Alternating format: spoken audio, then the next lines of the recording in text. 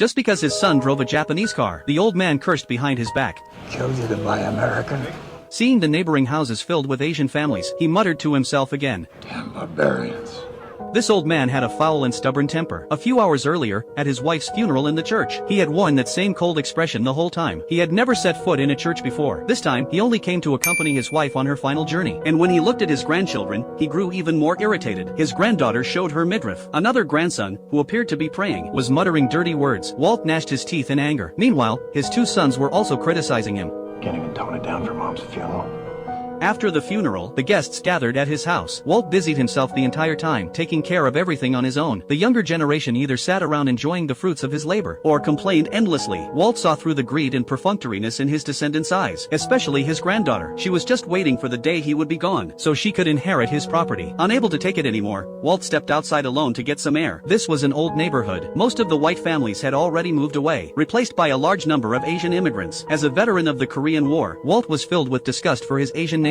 This deep-seated prejudice, etched into his bones, stemmed from his past experiences and had also become a barrier that isolated him from the world. His granddaughter was secretly smoking in the garage. Walt happened to walk in. The only thing that earned his granddaughter's respect was the car in front of her. After retiring from the military, Walt had worked at the Ford plant his whole life. This car was one he had personally helped assemble back in 1972. It was the pride of his life, and his granddaughter had long coveted this classic car, already planning to take possession of it. What are you gonna do with it when you, die? Walt ignored her. Just then, the neighbor's son, Tao, rang the doorbell. He wanted to borrow a jumper cable from Walt. Have some respect, Zipperhead. We're in mourning here.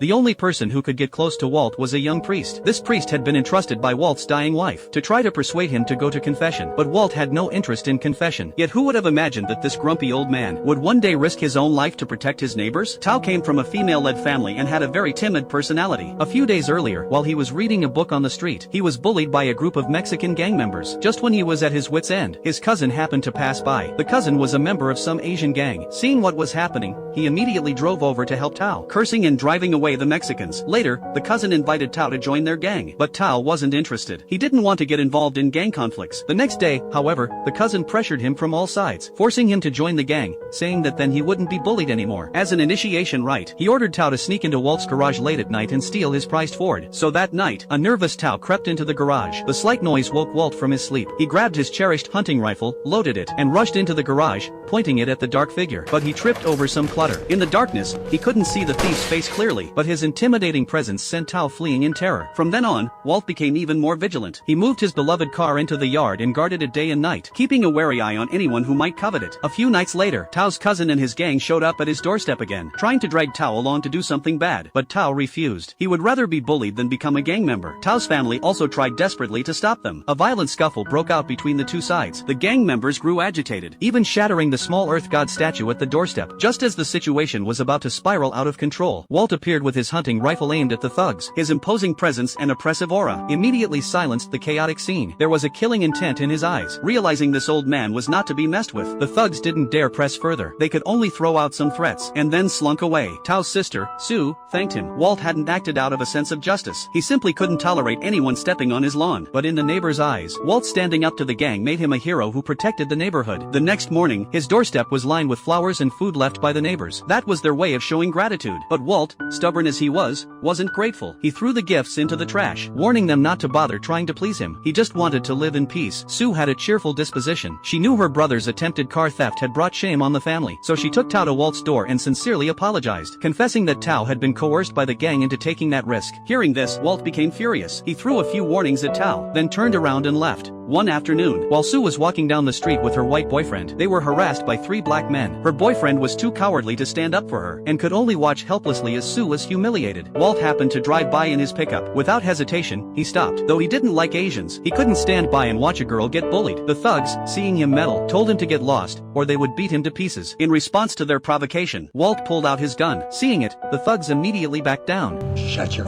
fucking face.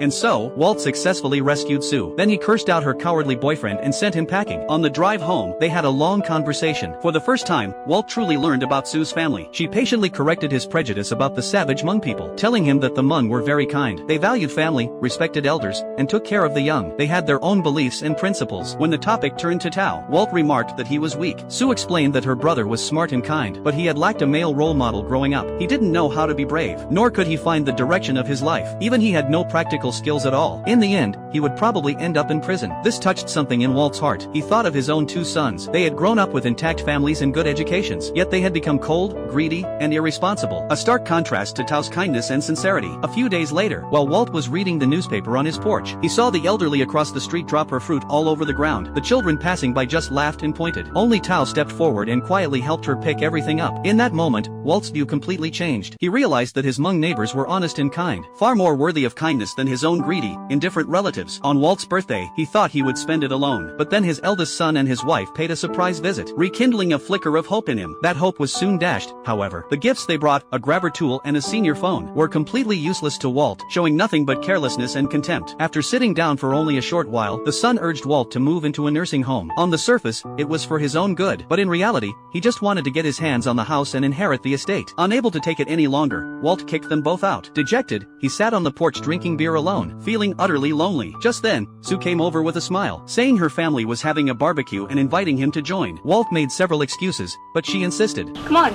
you can be my special guest. Her warmth melted Walt's heart, and since he had finished his beer, he finally agreed. This was the first time he entered a Hmong household. It was also the first time he let go of his prejudice and arrogance. The family was harmonious, completely different from his own. Sue carefully explained Hmong customs and taboos to him. He tasted their traditional food, and immersed himself in the warm, lively atmosphere. Walt spent the happiest birthday of his life. Later, he went into Tao's room, and found him looking at a girl, too afraid to approach her. Walt walked over and mercilessly mocked him, saying he had no manly spirit. Not only was he terrible at stealing cars, he was also afraid to even talk to a girl. Though his words were harsh, they carried an unspoken hope that Tao would shape up. That party completely dissolved the barrier between Walt and his neighbors. After that, when neighbors brought him food, he no longer rejected it coldly. He accepted their simple kindness with grace. To make up for Tao's attempted theft, Sue and her mother decided that Tao would work for Walt for a week for free. Walt initially declined, not wanting to be a burden. If he doesn't want to do it, then let's just go.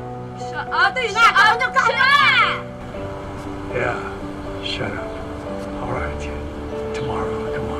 At first, he didn't give Tao any heavy work, but he soon discovered that Tao was diligent and reliable, mowing the lawn, cleaning the gutters, fixing up the house. Whatever Walt asked, Tao did it without complaint or laziness. Walt gradually grew fond of him, and decided to personally guide this lost young man, helping him shed his timidity and grow into a responsible man. But just as their relationship was growing closer, Walt's body suddenly gave out. He began coughing up blood frequently. After going to the hospital for tests, the doctor told him he had advanced lung cancer and didn't have much time left. He thought about telling his son, but his son brushed him off, saying he was too busy. Walt didn't say anything more. He could only bear the pain and loneliness by himself. As his body aged, he could no longer even move a refrigerator on his own, so he called Tao over. He would take the heavy end and have Tao hold the back, but Tao, usually so timid, insisted on switching. He said he wouldn't do it unless he carried the heavier side. Walt had no choice but to swap with him. Tao showed a rare sense of backbone and responsibility, which deeply pleased Walt. From then on, their bond grew stronger. Walt taught Tao how to use various tools and home repair techniques. Tao, in turn, took over the job of washing the classic car. Walt would sit nearby, quietly drinking his beer. To sharpen Tao's character and social skills, Walt took him to his old friend's barbershop, teaching him how men communicate. From initially saying the wrong things and angering the shop owner, to gradually learning to control his words and speak with ease, Tao grew more confident under Walt's guidance. Then, through an old friend, Walt took him to a construction site to look for a job. During the interview, Tao spoke appropriately and carried himself with confidence, successfully landing the job. Starting the following week, Walt even took him to a hardware store and bought him a set of professional tools as a gift. Just as Tao's life was getting on track, the Asian gang led by his cousin showed up again. They not only destroyed the tools Walt had given him, but also burned Tao's cheek with a cigarette. Through this wanton humiliation and retaliation, they made Tao timid again. This infuriated Walt. He single-handedly went into the gang's turf, beat up the thug ringleader, and warned them with his gun to stay far away from Tao's family, or else he would go on a killing spree. He thought this show of force would bring peace, but he never imagined it would bring enormous trouble to Tao's family. Late that night, the gang drove by and sprayed Tao's house with gunfire.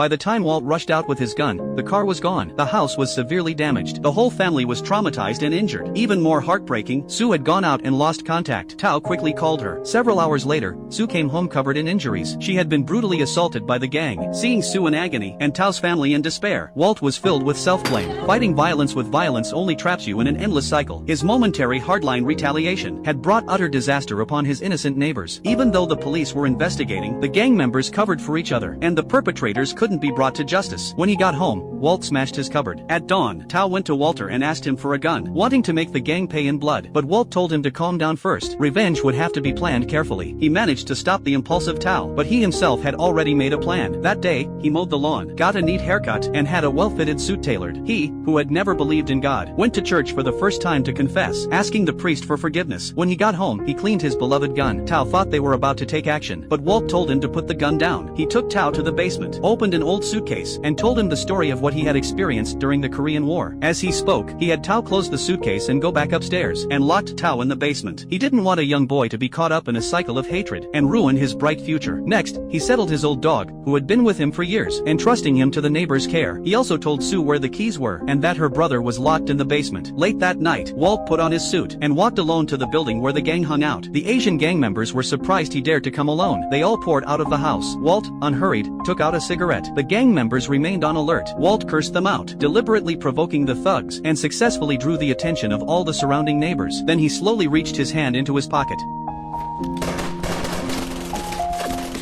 All the gang members fired at once. Walt instantly fell in a pool of blood, but what he had been holding in his hand was only a lighter engraved with a silver medal. He had not been carrying any weapon, and all around him were witnesses. The police quickly sealed off the scene. This time, the evidence of premeditated murder was solid. All the gang members involved were arrested and faced life in prison. They would never again terrorize the neighborhood. Walt exchanged his own life for the peace of the neighborhood, and cleared the dark clouds from Tao's life.